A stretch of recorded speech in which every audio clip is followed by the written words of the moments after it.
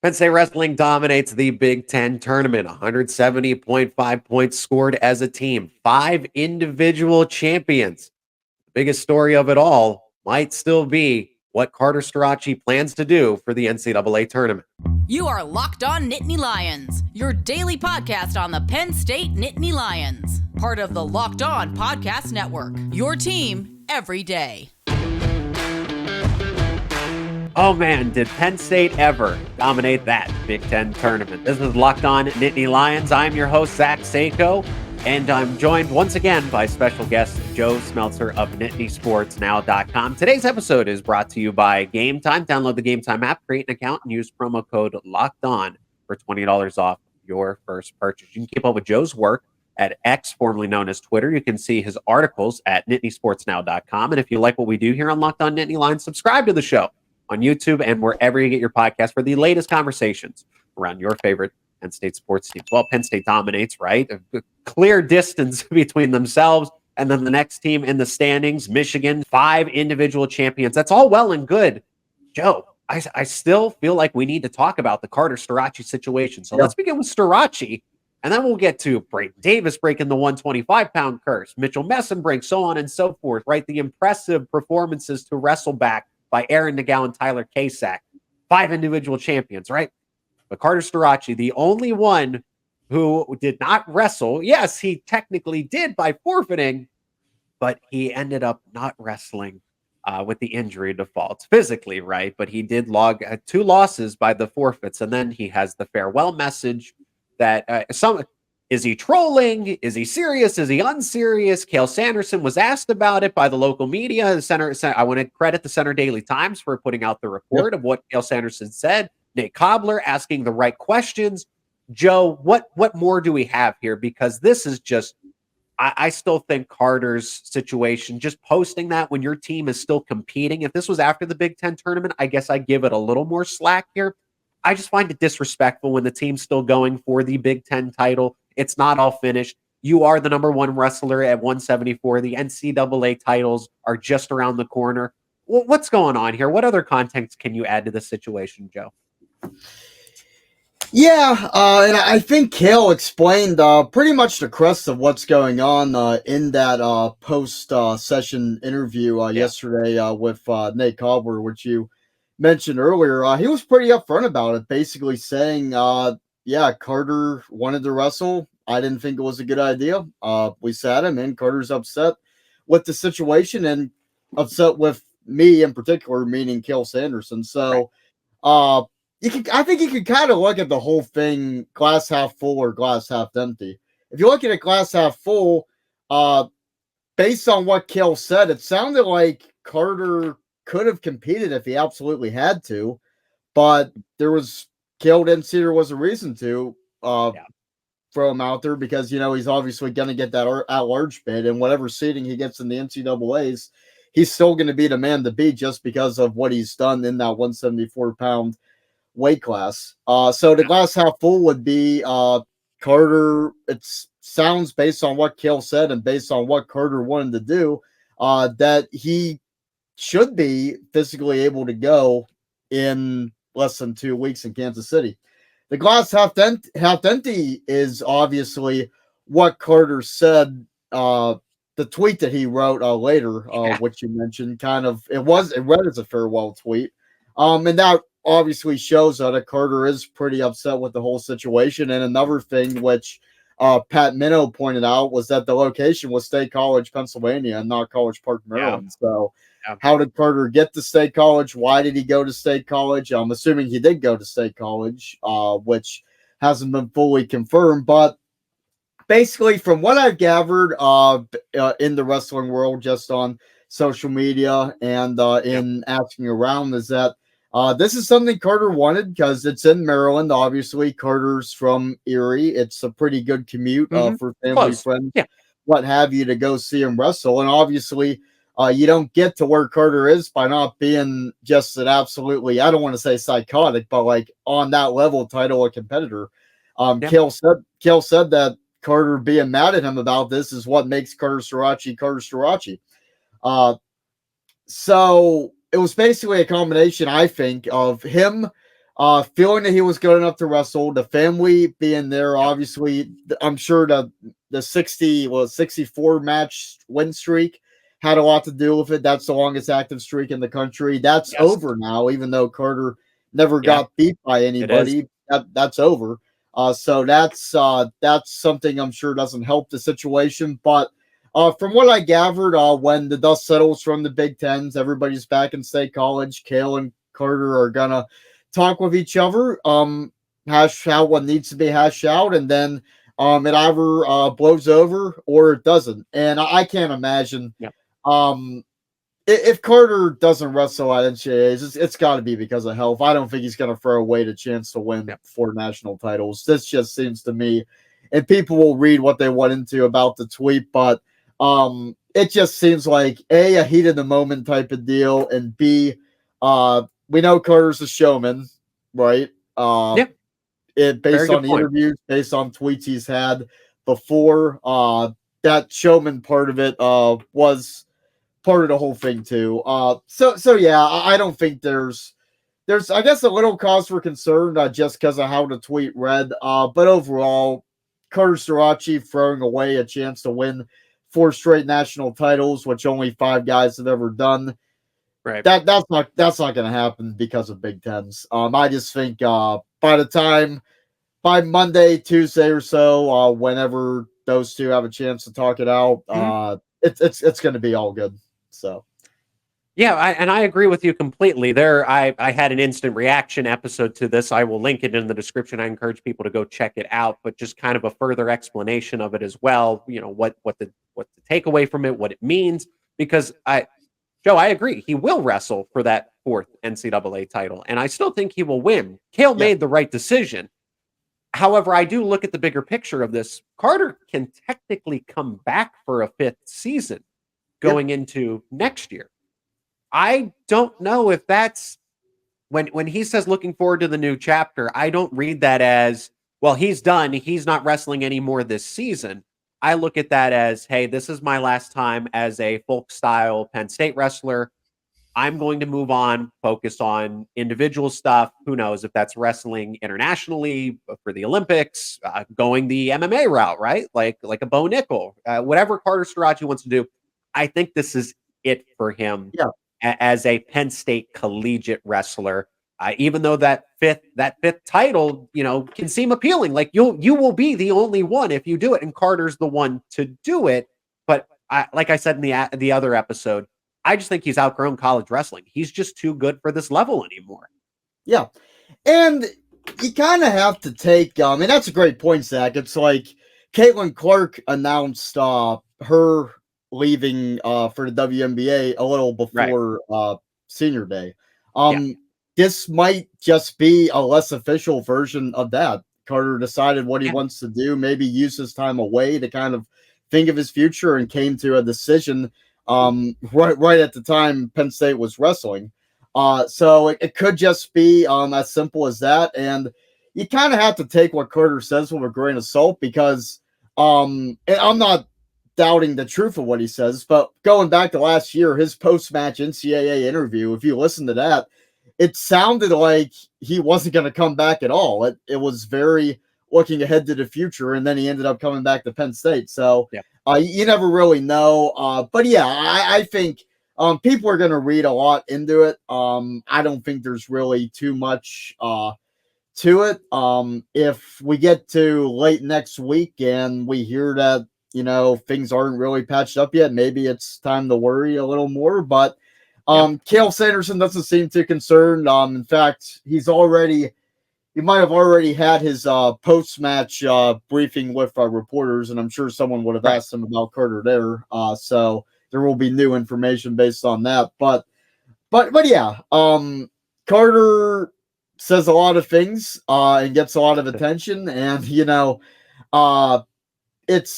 I don't think too much more is really going to come out of this than what already has. So I don't blame Carter Starocci for feeling the way he does. Like you said, fierce competitor. He wanted to be out there, but Cale knows wrestling, right? I have it on his shirt. Cale knows wrestling, and he knows his wrestlers, this team better than anybody. So if it makes it, they already had this. You already have a version of this where Jason Nolf went through the similar path, and look how it turned out. So Carter, kind of the same case here. It's just unfortunate circumstances, but I think that fourth NCAA title will be in Carter's future. Now, there's still more to discuss, right? Aside from what's going on with Starocci's situation, Penn State had 5 individual champions, and one of them was a true freshman in Braeden Davis. We're going to discuss that on the other side of this break. Today's episode is brought to you by Amazon Fire TV. Fire TV is your destination for sports, from live games to highlights to in-depth analysis. That's why I like it, but here's some other reasons why you should like it too. Fire TV offers amazing viewing experiences with smart TVs, as well as the Fire TV stick that you can plug into an existing TV that provides access to millions of movies and TV shows, as well as free and live TV. Whether it's opening weekend for baseball, the college basketball tournament, you're going to want to have Fire TV. Fire TV recently created the Fire TV channels to deliver a constant supply of the latest videos from your favorite sports brands, all for free. That includes all of us here at Locked On and most of the big pro leagues and college conferences as well. Fire TV lets you dive into all the game analysis, highlights, and more to keep up to date on all the latest in the world of sports, whether that's March Madness, NBA, Major League Baseball, and lots more. Not to mention great news, coverage, entertainment, gaming, travel, and even cooking videos as well. Check out Fire TV channels on Fire TV and Alexa devices. If you haven't checked out Fire TV channels, you should. Trust me on this. To learn more, visit Amazon.com/LockedOnFireTV. That is Amazon.com/LockedOnFireTV. Today's episode is also brought to you by Gametime. You got to download the Gametime app because buying tickets to your favorite events should not be stressful. You should not have to worry about buying those tickets to your next big event. Gametime is the fast and easy way to buy tickets for everything: sports, music, comedy, theater events, all near you. With killer last-minute deals, all-in prices, views from your seats, and their best price guarantee, Gametime takes the guesswork out of buying tickets. Now, best feature, my personal favorite feature, because I've used the Gametime app, is that view, the image view of where you'll be sitting. So there's no second guessing what it's going to look like at the venue. You will know ahead of time before you show up, and there's no regret when you get those tickets. Gametime is the only ticketing app that gives you complete peace of mind with your purchase. You can see the view from your seat. You have all-in prices that show you your total up front, and they're obsessed with finding you ways to help you save money on tickets. There's flash deals, and you can get tickets last second. This is truly the app to get last second tickets. Even an hour into the event, you can still buy tickets through Gametime. Take the guesswork out of buying tickets with Gametime right now. Download the Gametime app, create an account, use promo code LOCKEDON for $20 off at your first purchase. Terms apply. Again, create that account, redeem code LOCKEDON for $20 off your purchase. Download Gametime today. Last minute tickets, lowest price guaranteed. The Locked On Podcast Network is making history. Locked On has launched the first ever national sports 24/7 streaming channel on YouTube, and now it's available on Amazon Fire TV and the free Fire TV channels app. Locked On Sports Today is here for you 24/7, covering the top sports stories of the day with the local experts of Locked On, plus the national shows covering each and every league. Go to Locked On Sports Today on YouTube, and now you can find it available on the free Fire TV channels app. If you want to keep up with what Joe does personally, NittanySportsNow.com is the place to go check out. Also on X, formerly known as Twitter, you can follow Joe there. This is a part one going into part two of a full Big Ten tournament recap as Penn State wrestling just dominates, utterly dominates. And I think we have to begin with the first wrestler who's normally up in the rotation just because they start at 125 naturally. And that's Braeden Davis, true freshman. I mean, what more can you say about him as the 6th seed going into this? This 125 weight class, Joe, was very, I've used the word vulnerable, and that was the case. You saw Matt Ramos go down. You saw Drake Ayala go down. You see Braeden Davis advance. It was anybody's contest, and I said any of the top 8 could truly win the 125-pound weight class in the Big Ten tournament. It just so happened that Braeden Davis kind of makes it out of the scuffle and wins convincingly. That's Patrick McKee of Minnesota, 5-6 years in collegiate wrestling, a true veteran. I liken Braeden Davis's upbringing, right? Coming forth as this next solid competitive Penn State wrestler to what Levi Haynes did last year. Came onto the scene. Okay, he's just a freshman. How good is he really? Oh, but then he beats Peyton Robb. Then he beats Peyton Robb again. Braeden Davis does the exact same thing, deja vu, with Michael D'Agostino of Michigan. Beats him, and then beats him again in the postseason, and then caps it off with the Big Ten tournament like Levi Haynes did. It's just deja vu all over again. But Braeden Davis, I would think, had, aside from Mitchell Mesenbrink, had one of the most emphatic victories out of all of the wrestlers at this tournament for Penn State. Yeah, absolutely. And the way that championship match with McKee ended with Braeden Davis having maybe the most forceful takedown that Penn State had in the entire Big Ten championships. Right. I thought it was pretty poetic because you think about how Braeden Davis' season's gone.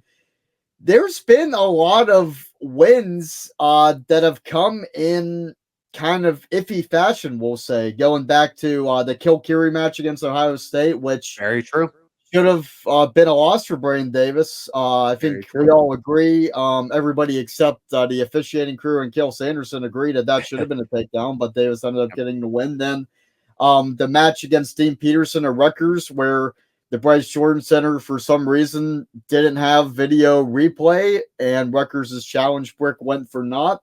He gets a win there. And then as recently as Saturday, when he wrestles Eric Barnett, and another video review type of deal where Barnett gets called for an illegal move, and Davis wins that way. So kind of bang wins have been a theme for Braeden Davis, but nothing cheap about his championship win. He was the man the entire match. Was up 4-1 late, didn't allow a point, I don't think, until the third period, and then getting that takedown, that's just a statement to say you can't debate this one. You can't say I didn't deserve this one. I wrestled a guy who's more experienced than me, higher ranked than me, and I handled him the whole way. And the takedown was just kind of bringing that point home. And yeah, he didn't have to wrestle Matt Ramos, didn't have to wrestle Drake Ayala, and that helps. But he did have to wrestle Barnett, who he was an underdog against, one of the top guys at 125 in the country. Did have to wrestle D'Agostino, who he beat earlier in the season, but still, I think, a 6-year guy, and as a true freshman going against a guy like that and winning, that's always impressive. And then another veteran in McKee in the finals, who was ranked in the top 5. So it was still a hard road for Braeden Davis, and it wasn't always easy, a little bumpy, 2 wins and sudden victory, but he ended up plowing that road, and I don't know if he'll be so lucky to avoid Ramos and Ayala at the NCAA championships, but he's going to be there. You never know what's going to happen. This 125-pound class has been crazy all season, and this weekend was certainly a great example of that, and there's going to be more madness in the NCAA tournament, and I think Braeden Davis with Spencer Lee gone, 125 is up for the taking. Pat Gorey from Princeton, defending national champ, he's gone too. And it's going to be a show, and he's going to be, even as a true freshman, he'll be right there in the mix. Yeah, I think Davis is in a good spot, as this is just the natural course of young athletes in football, basketball, baseball, hockey, you name any sport, Joe. It's the same thing with wrestling. I'm glad that Braeden Davis got those, I don't want to say immature, right? The inexperienced mistakes out of his system in the regular season, where it doesn't matter as much. Like, he looked like a completely different wrestler at the Big Ten tournament. It showed. And I got the interview, right? Interview. I don't know. I might go down as one of the better Penn State wrestler post-match interviews in history. But remember, he's so young, 18, 19 years old. He's a true freshman. He's not a redshirt freshman. This is his first year within the program, and he's a Big Ten champ. And the way things are shaping up, you're right to say that he probably is going to see Matt Ramos. He might see Drake Ayala, who he just doesn't match up as well with those two individually. But if he gets a favorable spot in the bracket, I'm not going to count out Braeden Davis to not win an NCAA title. He's certainly in the mix, just like he was in the mix for a Big Ten tournament title. He won the Big Tens. Let's see what he can do in the NCAAs. Yeah, and it's really anybody's, well, maybe not anybody's tournament. I'm not saying literally everybody at 125 has a chance to win, but those guys that are in the top 10, it's up for grabs. As I mentioned, Spencer Lee is gone. Pat Gorey from Princeton, he's gone too, defending champ. And it's right there for Braeden Davis to seize. But whatever happens, he's got a few years left, and I think winning the Big Ten championships, as long as he can get that All-American status, which he should be able to place in the top 8, I don't think there's any concern about that. Right. This is going to go down as a pretty solid year for Braeden Davis, to say the least, especially considering Penn State's history and the so-called curse of 125, which you can't say that curse exists anymore, and that true freshman teenager was the one that broke it. It's finally over. It's over. Now at 165, Mitchell Mesenbrink. They were saying Mitchell Magic, Mesenbrink Magic, whatever it is. I like to call him Mitchell the Machine, because he truly is. Even when he's at his most tired, he is still going 110%. Trailing Dean Hamiti, who I should have paid. I kind of wrote, I said, hey, Mesenbrink's going to win, and win, I guess implied a little bit convincingly. But Dean Hamiti is very good in his own right and made sense as the number 1 seed. I thought Mitchell Mesenbrink, being undefeated, should have had the number 1 spot. But besides the point, 13-11, come from behind victory, getting back points, and then just riding him out. Mitchell Mesenbrink is so much better on his feet, but then beat Dean Hamiti at his own game. And everything just fell into place. If you are still not aware of how good Mitchell Mesenbrink is, if you thought, okay, he's a top 10 competitor, maybe he's fringe top 5, but he's definitely not beating the likes of Hamiti. Well, he beat Hamiti. Now it's left to be seen if he can beat David Carr and Keegan O'Toole, who are former NCAA champions. But Mitchell Mesenbrink has arrived. He's always been here. We've talked about it on this show, Joe, you and I, myself and others, that Mitchell Mesenbrink is legit. He's a top 3 wrestler. He's going to make it to the semis, and it's just a matter. I think he's probably going to get matched up with David Carr at the NCAA title in the NCAA semifinals. But what a performance by Mesenbrink to come from behind like that when he's always wrestling with a lead. Yeah, and it's definitely refreshing to see a guy who can score at that level. During his semifinal match Saturday, the announcing crew, Shane Sparks, were talking about Mesenbrink putting up football scores, and I think that's a pretty good way to put it, because not all of Penn State's wrestlers are known for high scoring. I don't think Bo Bartlett necessarily is known for that. I don't think Braeden Davis is known for that, at least yet. I wouldn't say Levi Haynes has his moments, but there's times when you're wrestling guys like Will Luan, who aren't very exciting. You're going to watch watching paint dry, yes. Yeah, exactly. And to go from Haynes's match, and that wasn't Haynes's fault, it's just kind of the cards he was dealt. To go from that to what Mitchell Mesenbrink was able to do, it's exciting. And it's a match that, when watching Mesenbrink wrestle, is something that non-wrestling, I wouldn't call myself a wrestling purist, but you don't have to be a hardcore wrestling fan to enjoy Mitchell Mesenbrink. That definitely, absolutely, his style appeals to pretty much everybody watching. And that's something it's pretty satisfying to see. And as far as the NCAAs go, when you have 2 probably legit Hodge Trophy contenders in your weight class, and you're basically not a true freshman, but coming into this season, Mesenbrink only had, I think, 2 unattached matches in his college career, and that was it. That's kind of a hard card to be dealt. We were talking about 125 and how wide open that is. Not really the case at 165. The common thought is that it's probably going to be Keegan O'Toole, and if it's not Keegan O'Toole, it's David Carr. So Mesenbrink definitely will have an uphill battle. But I think if he can get into that semifinal round, that would be a pretty good cherry on top to what's been a pretty successful season. And we talk about breakout performers. There's some candidates, obviously the two true freshmen, Braeden Davis and Tyler Kasak are candidates for that. But I think if Penn State was given out a breakout performer of the year, Mitchell Mesenbrink would be my pick for that.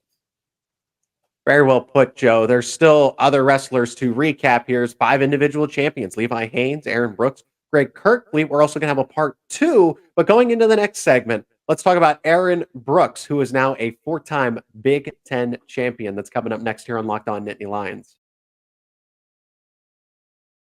Today's episode is also brought to you by LinkedIn Jobs. When you're hiring for small businesses, you want to find quality professionals that are right for your role. That's why you have to check out LinkedIn Jobs. LinkedIn Jobs has the tools to help you find the right professionals for your team faster and for free. LinkedIn isn't just another job board. LinkedIn has a vast network of more than 1 billion professionals, which makes it the best place to hire, gives you the access to professionals you can't find anywhere else. LinkedIn does all of that while making the process easy and intuitive.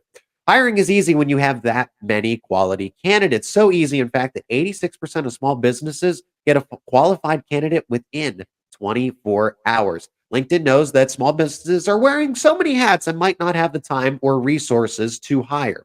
LinkedIn constantly is finding ways to make the process easier. They even just launched a feature that helps you write job descriptions, making the process even quicker. 2.5 million, that's right, 2.5 million small businesses use LinkedIn for hiring. Post your job for free at linkedin.com/lockedoncollege. That's linkedin.com/lockedoncollege to post your job for free. Terms and conditions apply. And if you're not already, become an everydayer. Subscribe to Locked On Nittany Lions on YouTube and wherever you get your podcast for the latest conversations around your favorite Penn State sports teams. Let us know in the comments what you thought about the Big Ten tournament. And if you want to keep up with Joe's work, visit NittanySportsNow.com. In this final segment, Aaron Brooks will finish with him in part 1 of this 2-part series to talk about the Big Ten wrestling tournament. Aaron Brooks, a 4-time Big Ten champion. I am certainly going to miss Aaron Brooks a lot. I like his energy. You hear what Greg Kirkley had to say about him. He's just such an uplifting person. He's very good at wrestling too. Very good as he moves up from 184 to 197. But this showing, I've said it all along, he's in a class of his own. He's all by himself at 197. That's at the Big Ten Conference. Joe, that might even be at the national level at the NCAA tournament. I know that he's going to face, the likes of a Trent Hidley, who he's battled back and forth over the years, but he's always had an advantage in that head-to-head matchup. If Brooks doesn't win the NCAA title, I'm going to be very much surprised. But it just goes back to what I've said all along, and what everybody else is going to agree with, is that he's just by himself at the top, and nobody's going to take out the king.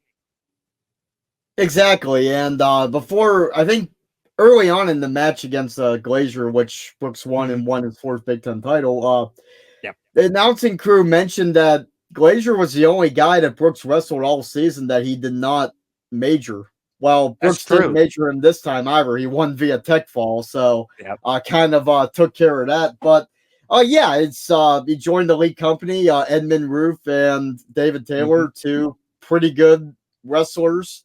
And 2 guys that have been successful in the professional world too, Taylor especially, are the only other 2 that had won 4 Big Ten titles for Penn State. And now Brooks joins that company. And it's kind of interesting to think of a scenario. Obviously, we both expect Carter Starocci to compete at nationals, but if he doesn't, the spotlight kind of goes to Aaron Brooks because he's going to be the only one competing for that 4th national title.